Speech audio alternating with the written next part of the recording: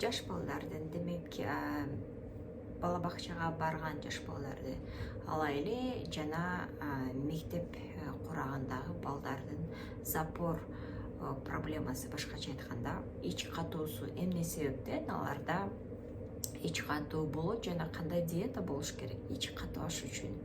Адегенде биз айтышыбыз керек, бала бакча жашындагы балдардын азыркы күндөрдө абдан көп болуп атат да, паразит деген көп болгондуктан ушундай симптом, запор болушу мүмкүн.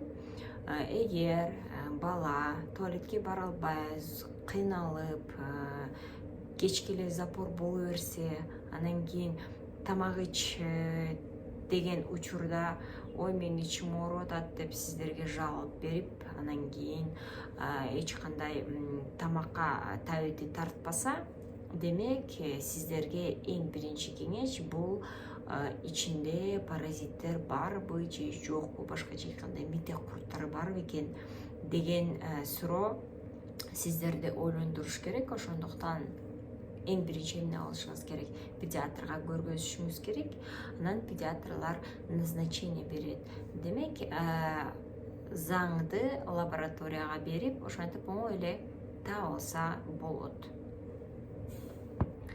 Эгерде ошол анализде паразиттер жок болсо, бирок баланын табити тартпай, тамак ичкиси келбей, суу ичпей, ошондой бир калыбын көрсөңүздөр, анда сөзсүз түрдө уйку безин, желчный пузырь, өттү УЗИден көрүшүңүз керек.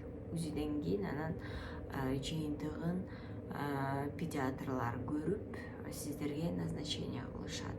Сөзсүз түрдө жидкость, сууну кантип ичет бала деген үчүн 1 литр, 1,5 литр, 2 литрге чейин күнүнө ошентип суу ичүү зарыл болот.